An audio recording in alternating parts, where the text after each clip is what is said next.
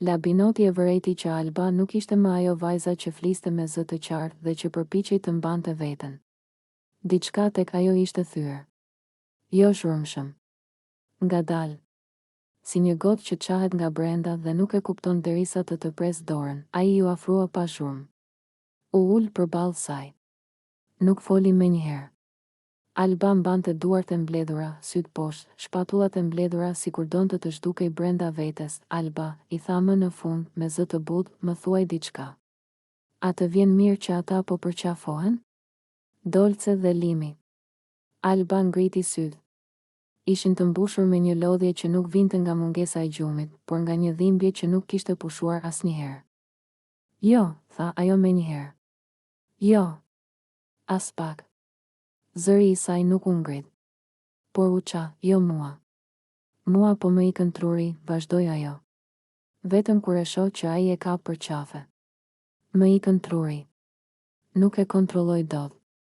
Lotët i dolën pa paralajmërim. Jo si shpërthim. Si rrjedhja e vazhdueshme, Labinoti u mbështet pak përpara. Çfarë është ajo që të godet më shumë? E pyeti. Cilat janë pikat e tua të dobëta? Alba qeshi lehtë mes lotëve. Një e qeshur e hidhur, unë kam familjen, tha. Dhe kam Limën. Unë dal. Lotët i rodhen më fort, kaq. Këto janë pikat e mia të dobëta. Familja. Dhe ai. Labinoti e pa drejtë në sy, po veten? E pyeti. Ku jeti këtu? Alba uli kokën, nuk e di më, tha. Jam humbur. Ajo mori frymë thellë, sikur po mblidhte copat e një rrëfimi që i kishte mbajtur shumë gjatë brenda. Unë nuk jam xheloze siç mendojnë të tjerët, vazhdoi. Unë jam e varur. Është ndryshe. Nuk është pse është me të. Është pse nuk jam unë ajo që ai kërkon. Lotët i binin mbi duar, kur i shoh duke u përqafuar, tha ajo, nuk mendoj për Dolcen. Mendoj për veten. Për atë që nuk jam. Për atë që nuk mjaftoj. Labinoti heshti. E la të fliste, unë e di që kjo nuk është normale, vazhdoi Alba. E di që nuk është e shëndetshme. Por nuk di si të dalë prej saj. Ajo ngriti sytë, kjo është dashuri e sëmurë. Tha. E di. Dhe prapë. Nuk di ta ndal. Labinoti mori frymë thellë, dashuria e sëmurë, tha ai ngadalë, të bën të harrosh kush je. Të bën të ndërtosh gjithë vlerën tënde rreth një njeriu. Alba pohoi me kokë, unë jetoj me mendjen tek ai, tha. Çfarë bën? Si flet? Kë prek? Dhe çdo herë që nuk jam unë. Më duket sikur më shkul diçka nga brenda. Ajo u shtrëngua fort me duar, nuk më dhem fakti që ai po dashuron, tha. Më dhem fakti që unë nuk jam arsyeja. Labinoti u afrua pak më shumë, po familja? E pyeti. A nuk është ajo forcë?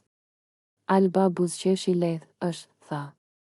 Por familja më ka mësuar të jap. Jo të ndalem. Jo të mbroj veten.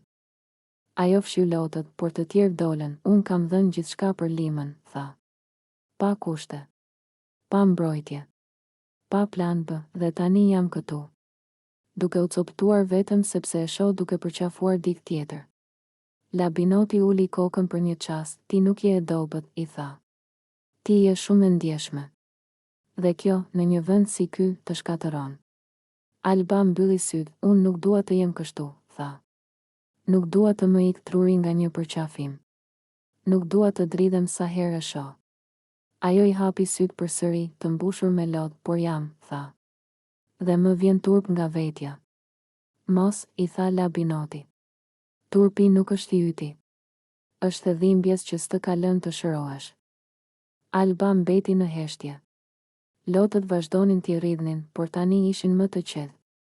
Si pas një rrëfimi të gjatë që më në fund kishte dalë, dashuria e sëmurë, përsëriti ajo, më qetë. Të merr mendjen. Të merr trupin. Të merr identitetin. Labinoti e pa me seriozitet, por nuk të merr përgjithmonë, tha. Nëse zgjedh të kthehesh te vetja. Alba nuk u përgjigj menjëherë. Ajo vetëm pohoi lehtë me kokë, ndoshta jo sepse ishte gati, por sepse për herë të parë e kishte pranuar të vërtetën.